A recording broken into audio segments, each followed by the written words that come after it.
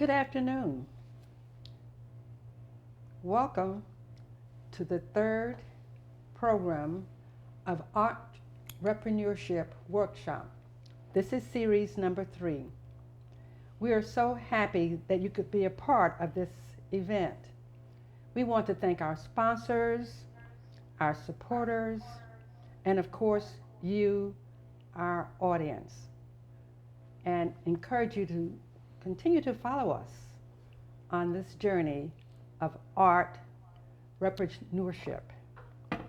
Today we're going to talk with Delita Martin, as I still call her by her old name. Sorry about that. That's Delita. okay.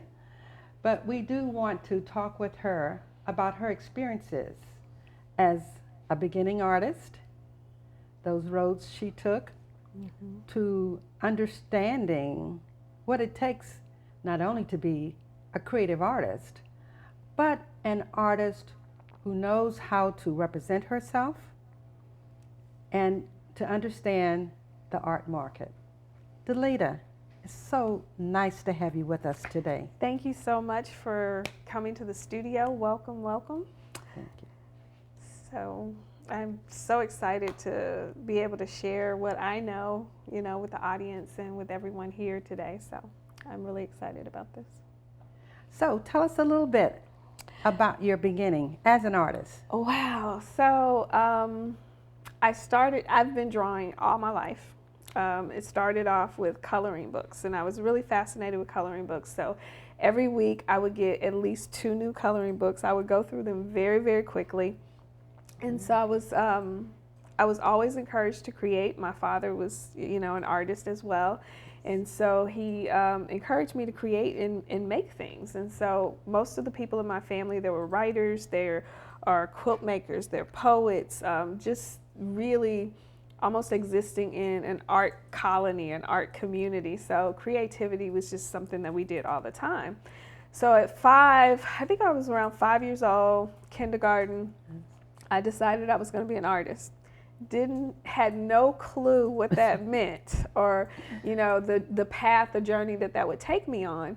But I decided I was going to be an artist. My parents reinforced it. They would introduce me to people and they would say, this is our baby daughter, and she's an artist. So it just kind of reinforced what I said I was going to do, and the journey began at that point. That's quite interesting, and especially for young parents with children. And they say at 5 you're a little young to know what you want to do. However, environment is important and exposure is important. So that's something that I've gleaned from what you had to say. But how did you continue that journey? Because people do change their minds. It was never a question as to where I was going to go to school. I always knew I was going to go to school at TSU. I wanted to study with Dr. Biggers. I was a little late for that, but it was just, that's where I was going to go. I was going to major in art, and it was just something I continued to do. And again, it was there was never a plan B. So any opportunity that I got to participate in art shows, I did.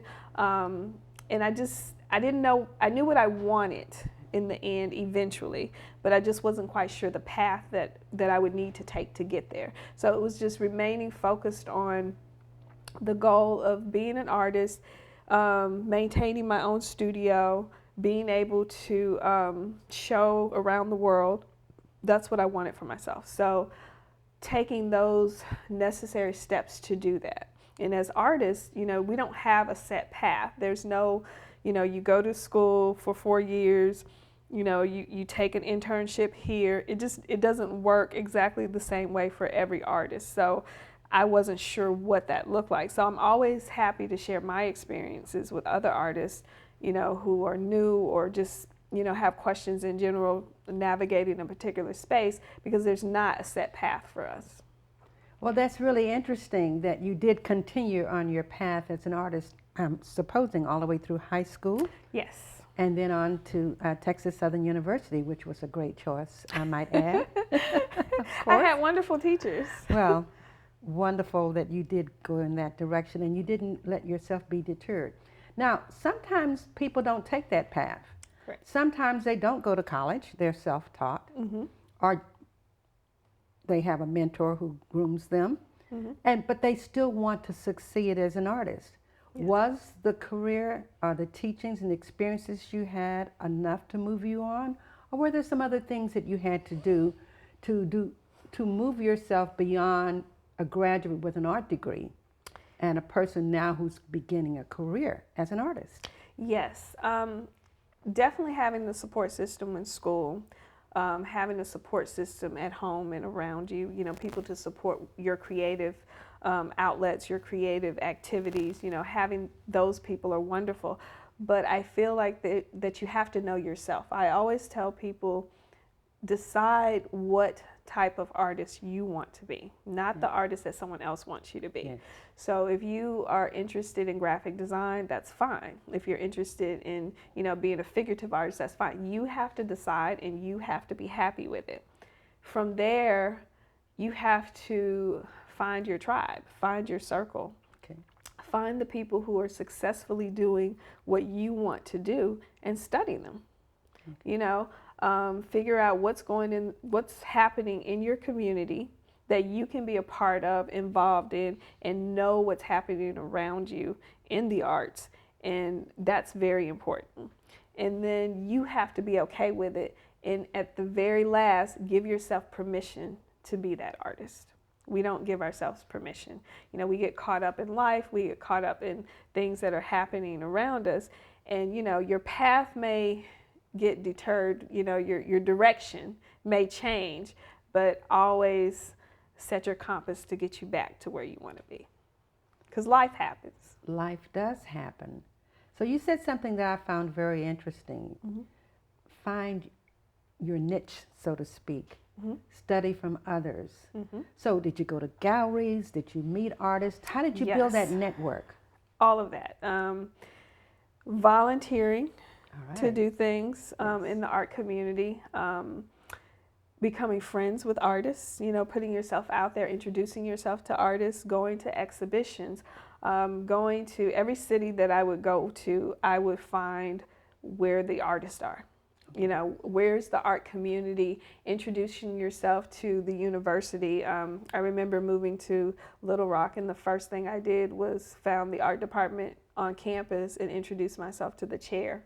So it's just really important to put yourself out there, to seek the knowledge that you want to learn, because it's not always going to come and sit in your lap. So that means going to exhibitions, reading about art all the time, going online, searching out exhibitions, searching out artists who are doing what you're doing. I mean, there have been tons of Google searches that I've done, African American female printmakers, mixed media printmaking artists. I mean, there's a list of things that I Google, and I learn about new artists and new processes every single day. Once you learn about these artists, once you at least find where you want to go as an artist, then what do you do to begin to establish yourself now as an artist? Because it takes some unique steps, doesn't it? It does. Exhibition records are very important. Going online, and I can't remember exactly the name of the website, but there's a website that lists exhibitions for artists to participate in, and that's a really good way to build an exhibition foundation. And when you put your resume out there and you're applying for exhibitions or applying for other opportunities, people are looking, where have you exhibited, where have you seen? And so that's a really, I found it a really good way to build up your exhibition experience. So that's the next step, I think, in being in the studio and creating the work. So I encourage artists to always at least take an hour out of your day to be in a creative space. So that may mean you're reading about art. It doesn't necessarily mean that you're producing, but you're in an environment where you are absorbing art, creativity, whether you're looking at other artists' work, whether you're reading about other artists, whether you're researching on a particular subject or a particular process, at least spend an hour a day doing that. So we talk about the track record now. You're establishing yourself at least with exhibitions. And we all know it's not easy all the time to establish yourself with exhibitions. Some galleries charge a fee for you to participate. Some want you to have a certain number of works to participate. And so you have to find a way to do this. Yes. And then there's another thing I'd like for you to share with the audience here. How do you price your work when you're getting started? How do you know how to price your work when you're getting started? Yeah, pricing work was extremely difficult. But to answer your first question, in terms of the types of exhibitions, there are a lot of free exhibitions out there. There are a lot of opportunities to apply for, let's say, residencies or mini residencies that offer exhibitions as an opportunity. And then also, we as artists, I mean, right now we're living in a time where we are our own resources as well. So, I mean, there are pop-up shows that happen. I mean, why not find a space, a coffee shop near you that you connect with, become good friends with, and let's say, or a salon. I mean, there's 100 different ways to present your work. Inviting the right people, inviting, maybe there's a gallerist that, you're interested in. Hey, I'm having a salon. Come see my work. So there's all different things that you can do to promote yourself and get your work out there. In terms of pricing work, there's so many different formulas out there. I personally, when I price my work, I look at the amount of work that I put into it, the amount of hours that I put into it. Of course, size is a consideration as well. The material, I always try and use the best material. So all of those things go into consideration in pricing. Also, your exhibition record, again, plays another part. What collections you're a part of, that plays a part in pricing. The more museum collections that you're involved in, the more, institutions that collect your work, that just propels you to a different level. And you keep building and building and building on that. We know that sometimes artists can price themselves out of the market before they start. So it is good to do some research. Yes. To know yourself, to know the market as well, and to make sure you at least start, I guess, with your work in the hands of some collectors. That gets you going. Yes. If you can, and with the exhibition record as well. That's all really good news. And there's so many gallerists, art educators, curators that are willing to sit down and talk to artists about work, about pricing work, and all of the other behind the scenes things. So I think that we have to be a resource for each other. Anybody in the art community, if you have knowledge, to be able to share that knowledge is, I call people all the time. My friends who are curators, I'll call and ask a curatorial question, or, what's the proper way to do X, Y, Z? And they've always been there for me, and which is again what I try and do for other artists. So if you're having questions about what you should be requesting in terms of exhibitions, because not every artist is on the same level. Some artists can ask for a little bit more than other artists. Well, talk to a curatorial friend and say, hey, this is where I am, check out my resume, is this acceptable? Or is it acceptable that I ask for X, Y, Z? So. All that's really good news for the beginning artists to consider. You mentioned one other thing that I thought was very important. You talked about the materials. And I think along with that, we need to consider the craftsmanship. Content is important. Yes. What your message is certainly important. But people want to know, if I'm purchasing this work, will it last on the materials? Yes, and sustainability. Yes, so. I am very adamant about using materials that are sustainable. I use all archival materials, so that's very important to me. Explain that to our audience. Some so might not know. When I talk about archival materials, is this paper going to change color over time? Is the adhesive that I use going to cause the paper to yellow or brittle or something along those lines? What's the quality of paper that I'm using? And I always make sure that I'm using the best in those areas, because it's very important. You know, you're investing in work. You want it to be around for a long time. And as an artist, you know, you put your heart and soul into this piece. You want it to be around 100 years from now. And you want people to be able to come and see the work. So sustainability is very important. And that information, a lot of times today, is available online, as well as you can just ask. Yeah, research, you know, again, researching, talking to other artists who are working in the same field, or even talking to artists who don't. I mean, I found out, you know, I use adhesives in my work that are used by bookbinders. Because bookbinders, their books are around a long time. So even if it's talking to artists who work in different mediums, that can always be helpful. So I always put myself or look upon myself as being an artist who can always learn. I'm always open to learning something new to improve upon what I'm doing already. Well, let's just say a young artist has gone through those stages. They prepared themselves in terms of understanding the market. They've prepared themselves in understanding the kind of materials that are sustainable. And they've had some exhibitions. So how do you move on to that next level of the professional artist, where people are calling on you because you have established yourself? Representation. Finding a gallery that fits you. Finding a gallery that works for you. And I think what took me by surprise was that there are different levels of galleries. There are different types of galleries. You know, there are galleries where you go in and the work's hanging there, you buy it or you don't. There's galleries that you know, work for the artist, that are calling you up saying, hey, you know, I have an opportunity for you. There's galleries that's calling clients, introducing your work to new clients, that's constantly working on your behalf. So you have to decide, you know, what type of gallery representation you would like.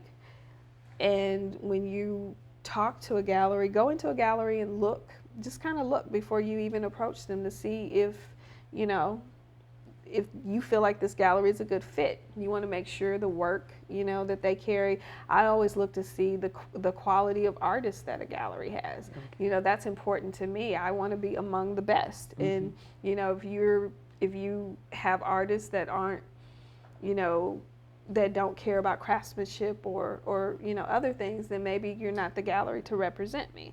So they're all different types, but I want artists to understand also, you are just as important in that relationship as the gallery is. So make sure that not only are you being interviewed, but make sure you're interviewing as well.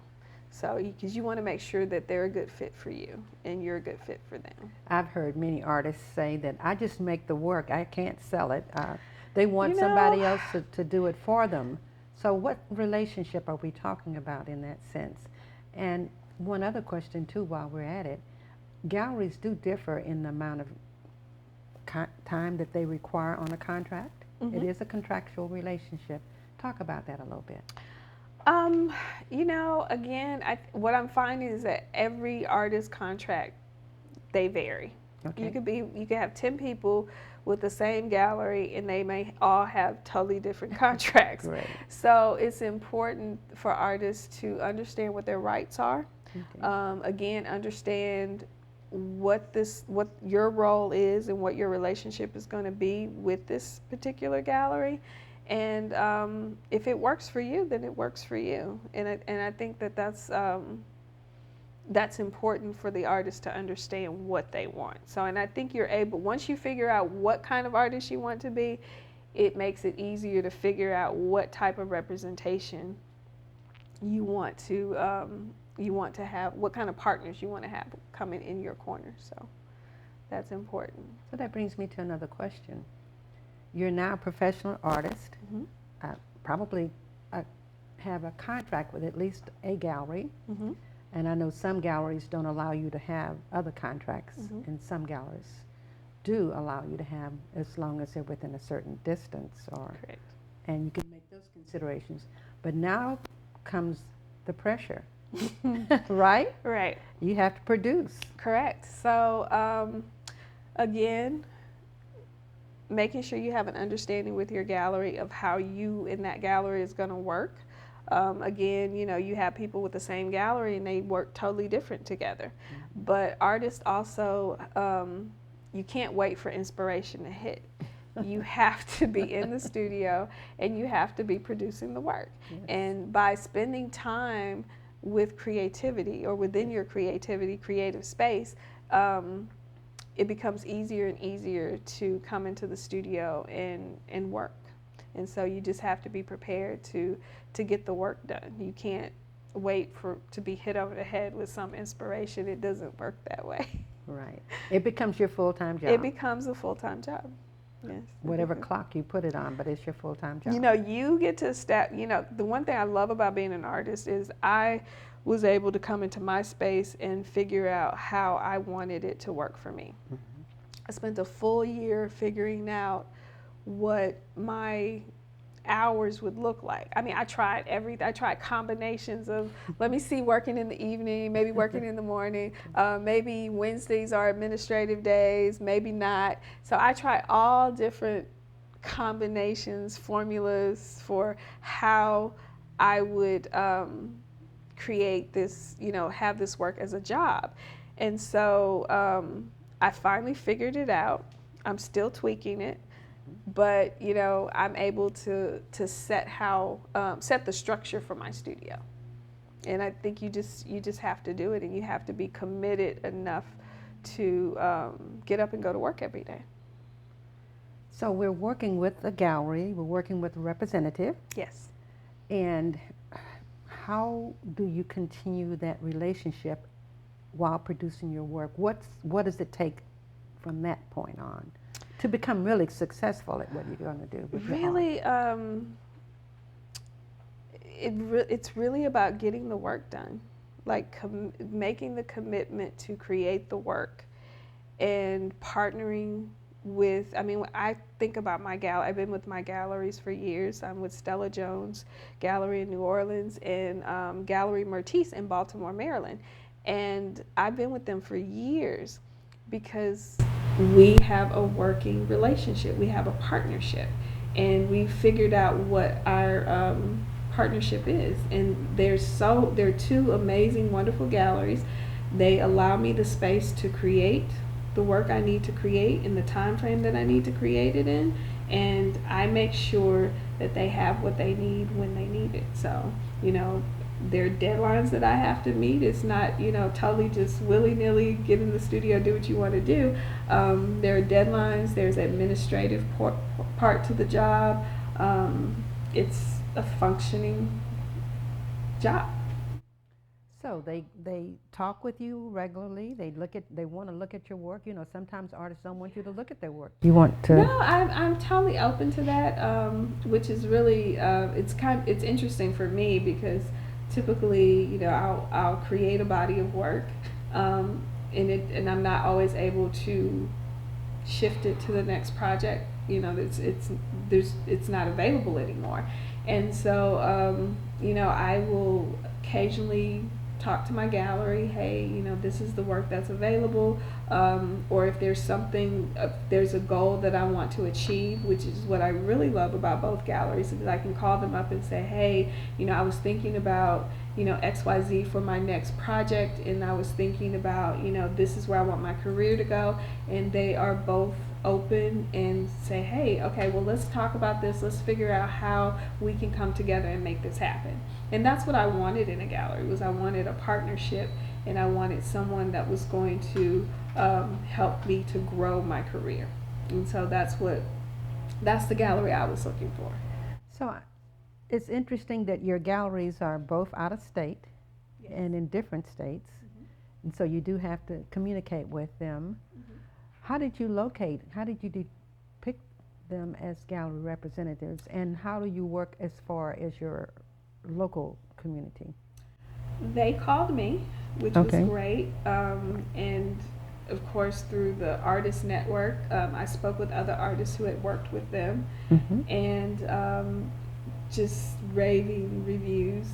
Everybody thought they were wonderful. I was like, maybe this is a good fit for me. Let's try. So after talking with them, explaining to them where I wanted my career to go, what were some of the goals and objectives that I had for my career, they were totally supportive and said the magic words of what can we do to help you get there, which was very important for me. And that's the path that we've been on since, I guess, for like the last 6 years. It's been incredible.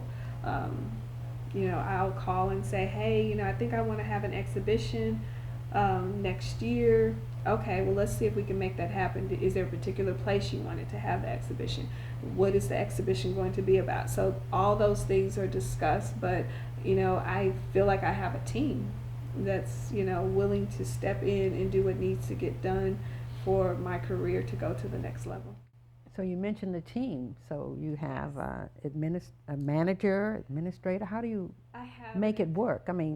I have an administrative assistant who is incredible, absolutely amazing. So she handles all of my scheduling, any exhibition dates, flights, anything administrative. She works that out for me. In terms of physical help in the studio, I bring in help on a project basis only, just because that's how I work as an artist. Some artists have full-time studio assistants. I find that I work better on a project basis. I love, I guess, kind of being alone in the studio. And I work with my husband as well. Mm-hmm. He's pretty much everything in fine print. he wears a lot of different hats. Okay. Which is great. So I do have a small team.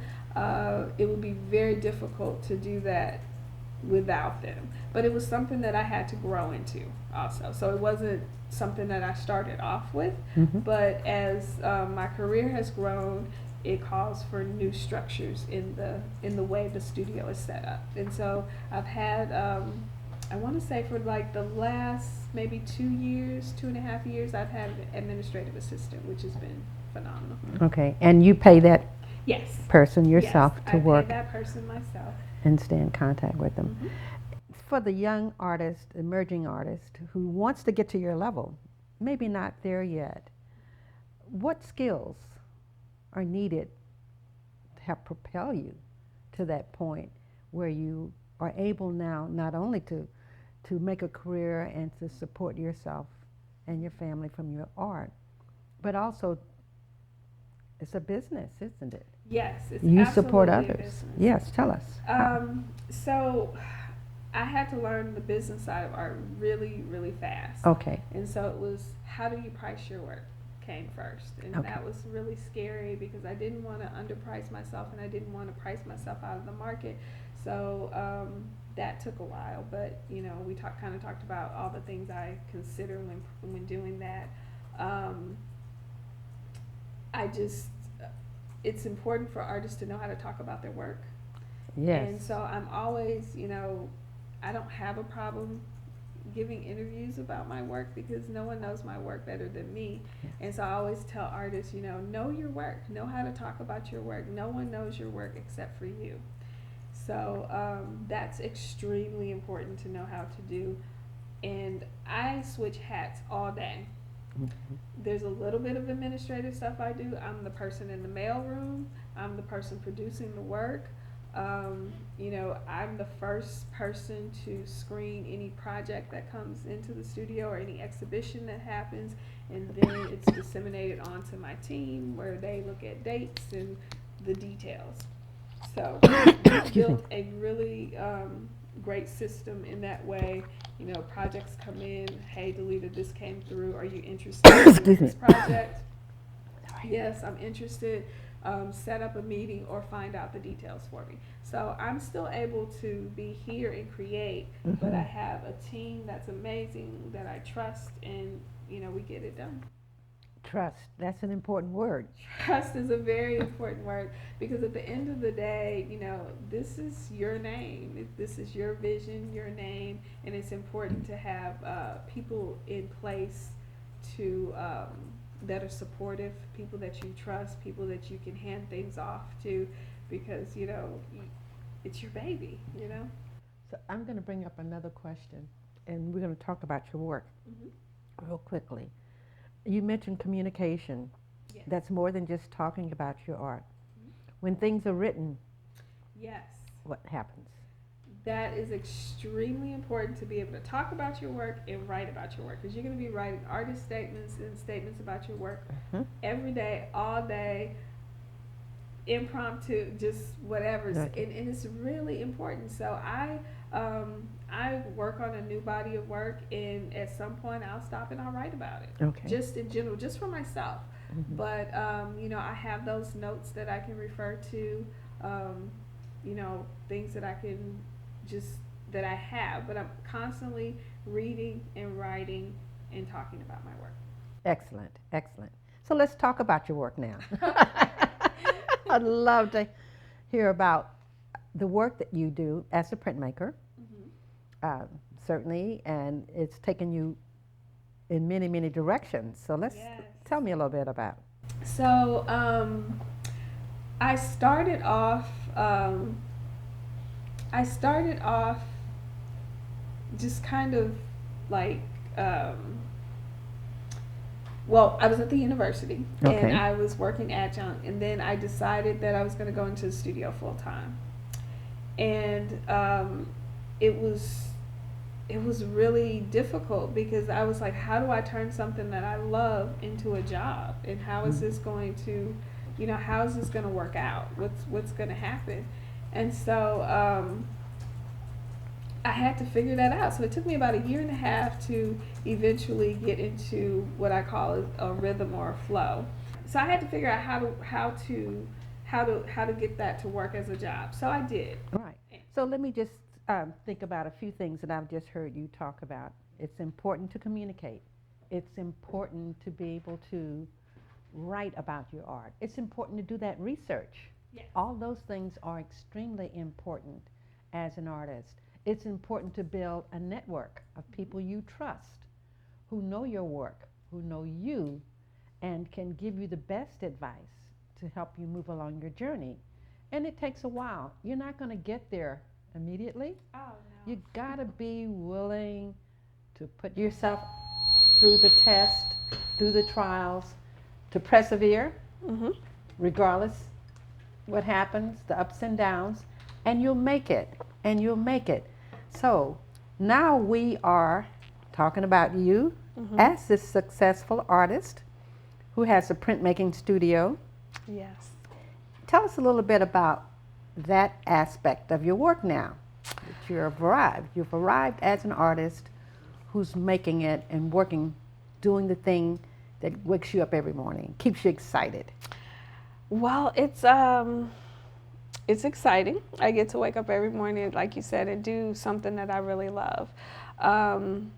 It keeps me busy. It keeps me on my toes. Like I said, I wear all the hats in here. You know, I'm the person in the mailroom. I'm the creative artist. I'm that person that's driving the new project directions in the studio.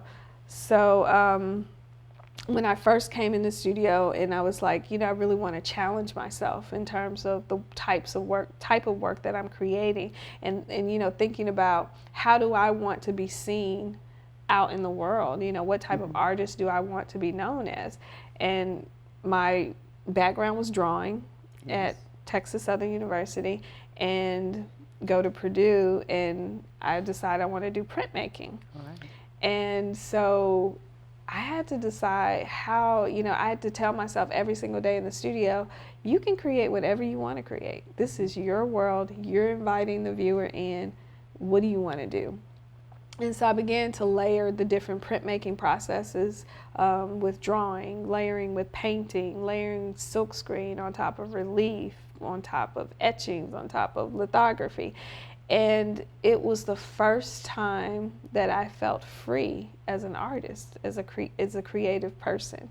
And I felt very comfortable in that skin. But at first it was a little awkward. You know, I felt comfortable in the studio doing that, but I was like, I was afraid of what people would say when I, put the work out into the world. And then it became just not important. It became about being a creative person and giving myself permission to be the type of artist that I was meant to be. You're working in a printmaking world now. Yes. And you are able to give yourself permission to carry your prints much further. Some people don't really understand even the basics of printmaking, but why printmaking? I know you majored in it. So I never shared this story with you. Texas Southern University, I think it was a weekend, and I came back to the building to pick up some supplies for drawing. Dr. Biggers, Harvey Johnson, and Charles Kreiner were in the printmaking room. Okay. And Dr. Biggers was reopening an edition, lithograph. And I walked in, and it was just incredible to see. It was almost like a dance to see them, wipe the stone and roll and wipe, and the processing of the stone itself. And Dr. Biggers was sitting there signing prints, and I just sat on a stool very quietly, thinking to myself, I'm going to learn this. I want to learn this process. This is incredible. And it wasn't until years later, and I was just like, I'm going to go to school for printmaking. And it was really weird because I did not have that background in printmaking, but it made sense to me. It was the next step. I look at printmaking as drawing. It's the same thing for me. It's, I switch out my pencil for a carving knife or a litho crayon, or my surface is no longer paper, it's a stone, or it's a metal plate, or it's a wood plate, So but it was still the same. Mm-hmm. And so I had to learn how to translate my drawings into printmaking, which was a challenge within itself. Mm-hmm. But I felt excited. I was reinvigorated with art again. And I was like, okay, I'm gonna do this. And then once I left the university, went into the studio, I was like, how can I take this further? And it was like the further I pushed the printmaking and the drawing and combining them and bringing in the stitching, it all made sense. So there's so many printmaking techniques, mm-hmm. and we talked about pricing your work and moving it to different levels. For the young entrepreneur who wants to engage in printmaking, mm-hmm. which techniques should they, we'll just say looking at those techniques and how an audience might receive them. How do you, I do know that they come in editions. Right. And what's different between that and say an original painting or a drawing, and what mm-hmm. people are willing to pay for it.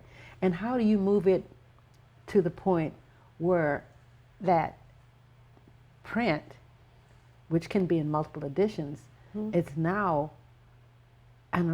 looked at each one as an original. Talk to us a little bit about that process. Printmaking within itself, each print is a unique impression. So each piece is individually done. It's not, they're not exact. Okay. To the naked eye, perhaps, but they're just not exact. So each one is a unique impression. I work in small editions. Okay. They're always, or primarily, varied editions because I like for everything to be different. So when I go back into a print and I do the handwork, it's always different. I layer it with different papers, but the base of the image is always the same. So, there's so much you could do within the area of printmaking. I mean, so many different processes that you can do, and I mean, I love them all. Yeah. I love to layer them all. Yeah. Could you mention just a few of those techniques? So the first technique that I learned that I fell in love with was relief printing. All right. The carving the block.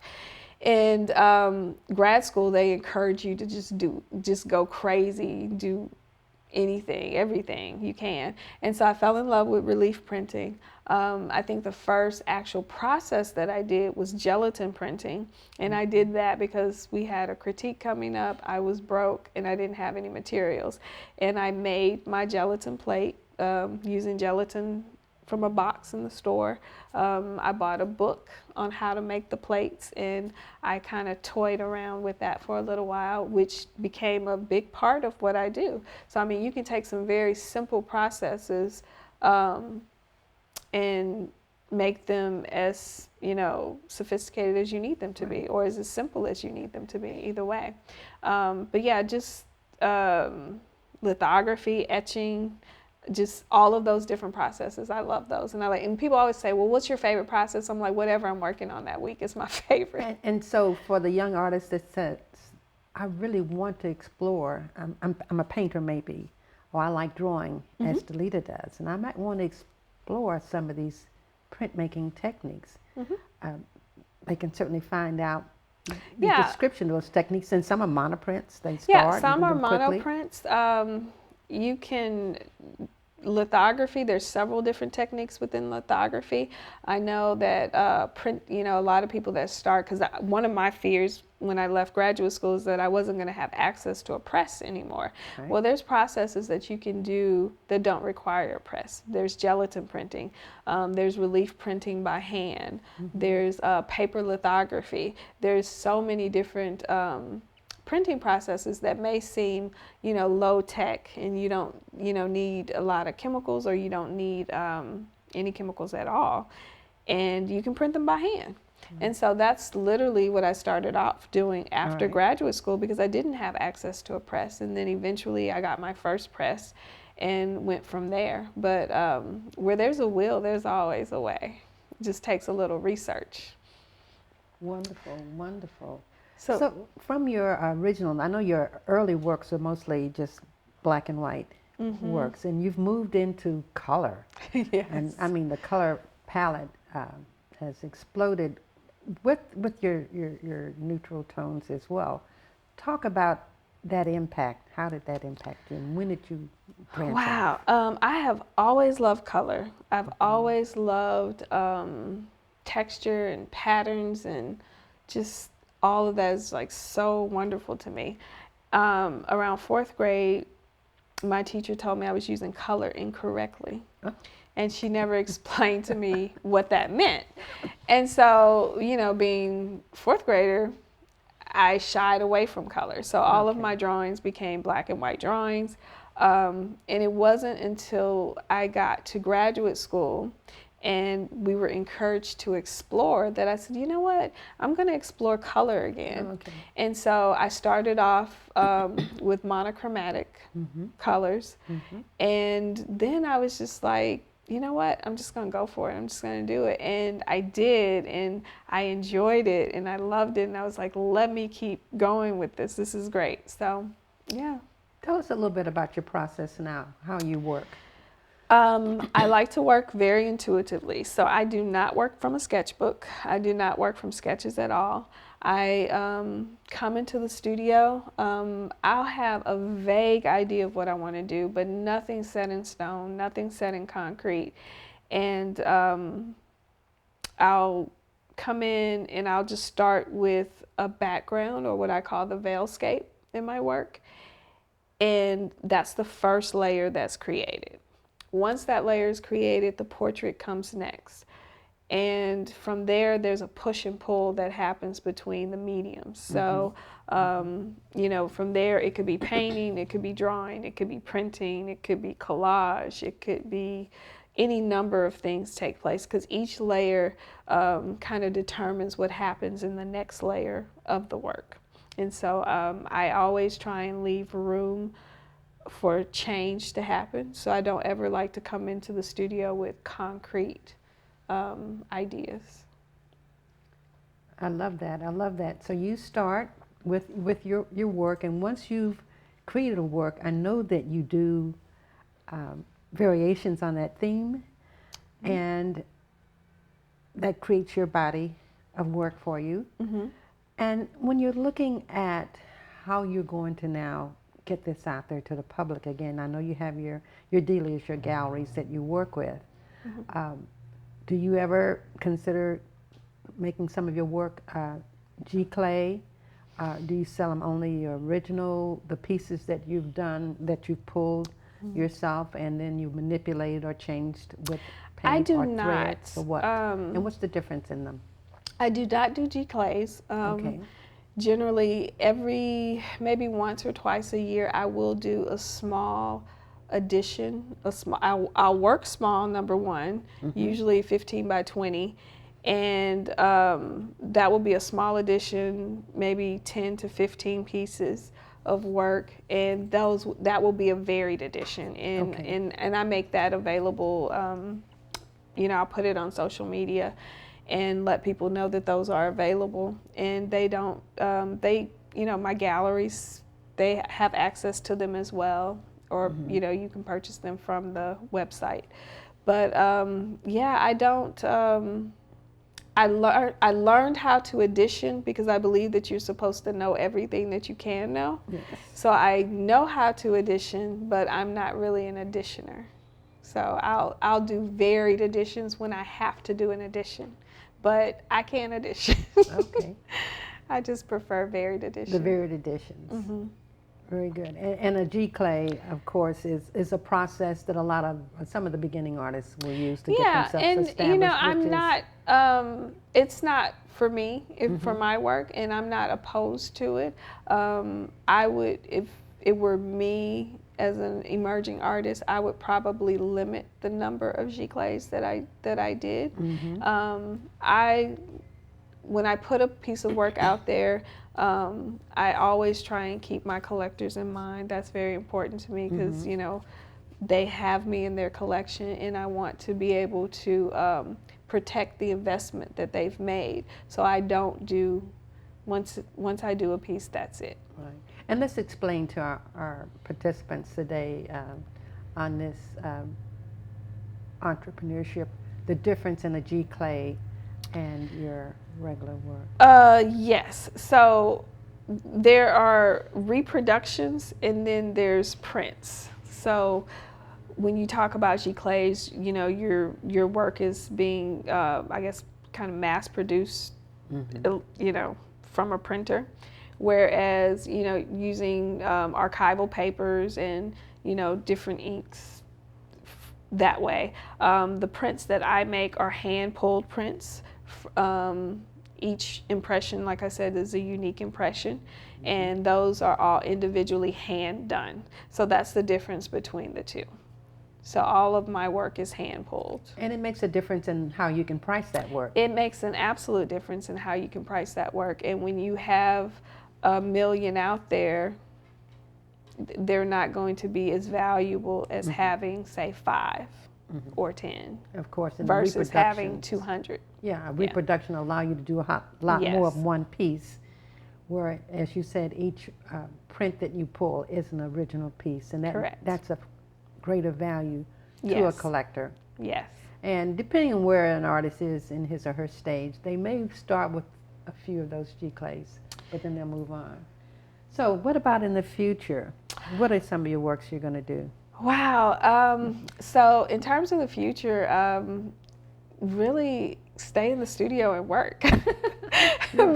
That's it's funny because people are like, so what's your hobby? I'm like, art. And they're like, when you take a break, you read about art, you do art. And I'm like, I know. But really just get in the studio and continue to work.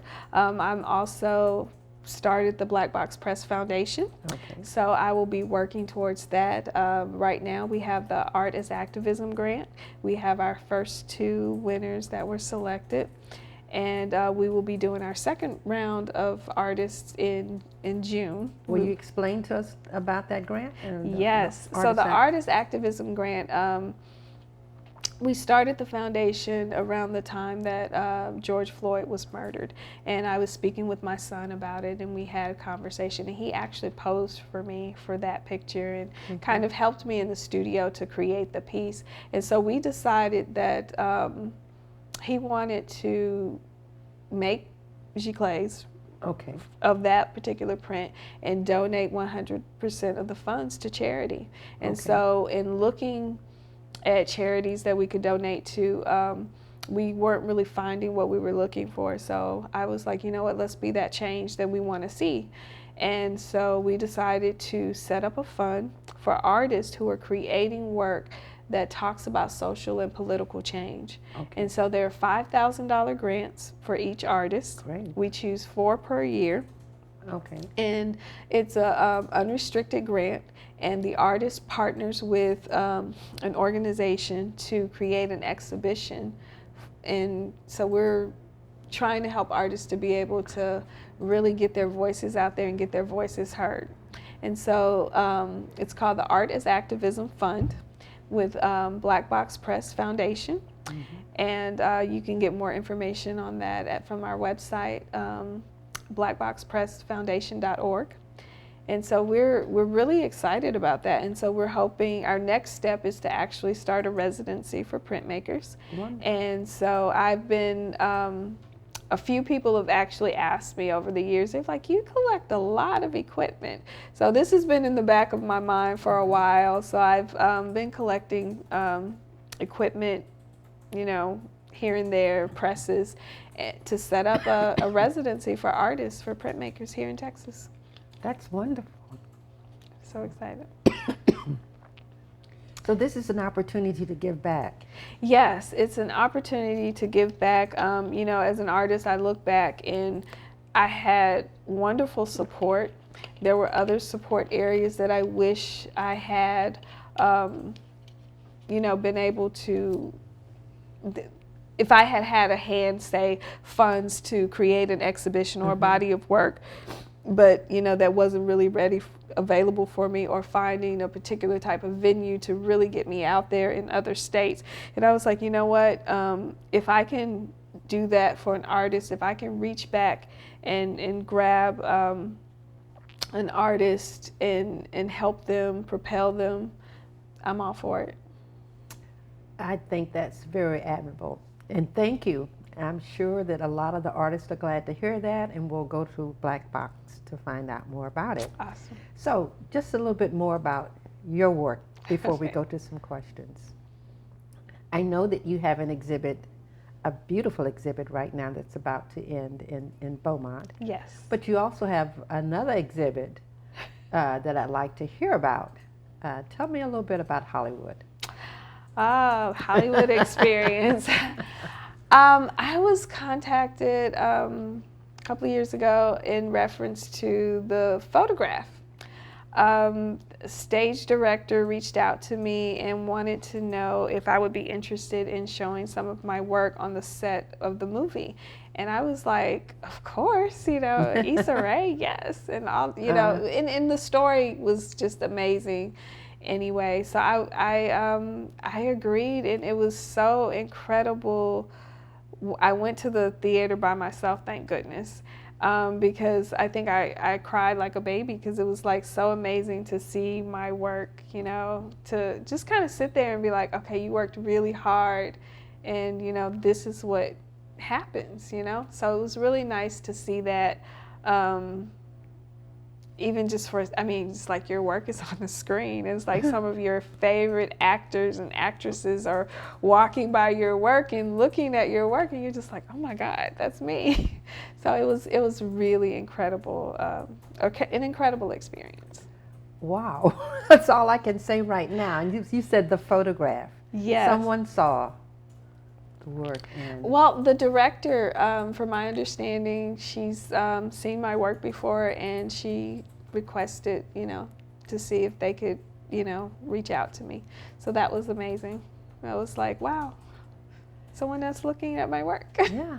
So in this little short time, we've taken you from the beginning of your work and your desire, knowing that you wanted to be an artist, to a point where you are being called about your work and even asked to have it to be a part of a play or a movie, part of the backdrop, part of the surroundings. And so this has to make you feel really good about the journey so far. What would you say to the young entrepreneur out there that wants to move a career? I want to encourage young artists to, when I say, I want to encourage artists to, I deal in the impossible. And I believe in figuring out how to make the impossible possible. And so I encourage artists to do that. If it's your dream, figure out how to make it happen. It may not happen in the traditional way, but that's okay. It could happen the way you need it to happen. So if you want to be an artist, if you have a dream of, being, a musician, visual artist, a performing artist, you can do it. You just have to set your own path. Delita, this has been wonderful. Thank I you. so enjoyed talking with you. And I want to thank all of you who've come along this journey with us today. I want to thank the sponsors. I want to thank the Community Artists Collective board members and our executive director, Michelle Barnes. I can't forget Miles, our exhibition coordinator. It's all been really wonderful to be a part of this. And I want to encourage you to go to the www.thecollective.org, and you can actually share, continue sharing Delita's discussion today. You can also, there'll be a special production as well there, and we just look forward to your continued relationship with the Community Artists Collective, and certainly with our artist. I hear she's got some great things coming, and we're now ready to move to another part of this program, which carries us on. Thank you. Thank you.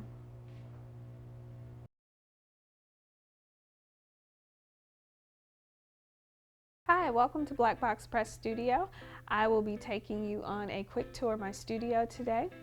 So I want to say 2014, 2015, I built my first space, which is what we're standing in currently. And for the most part, the studio is pretty much an open kind of space concept, and each of the sections are kind of sectioned off in a way. So this part of the studio, I have some of the presses. So this is my combination lithography and etching press. It's a motorized press. Over here I have my inks and sprayers and my whole setup for getting ready to roll up and ink up. Rollers here. Here's the presses. This is also my media space / library. So lots of books, media, and it used to be a living room type space, but as you can see now, it's just kind of a press media space. So here we have a drawing area, bathroom. Over here, the wall is blank because I pretty much use the wall for extra drawing space or hanging something up to look at it. So it's just kind of a fluid area where I just work from floor to wall, floor to wall. And if you come over to the other side, which is the second edition that we did here in the studio, this is my letterpress area. So I do my posters, my cards, the broadsides that I do are all created in this space. Lots of type. And if you go this way, this is more like a living room setting for me. Not your typical office type setting. I prefer actually a living room kind of setting whenever I'm reading and writing. So that's this section here that you see. And this is the second, like I said, the second renovation. We are getting ready to do our third and final renovation to the studio. I will take you on a sneak peek of that.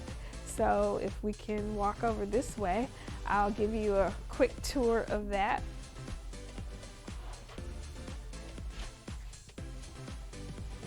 So I have been dreaming about this for a long time, at least a couple of years, and it's finally happening. So this is going to be our new studio space, additional space. We are currently standing in my press room. The other side of the studio will be the letterpress area, and this is Black Box Press expanding. So I hope you've enjoyed your tour, and I'll see you soon.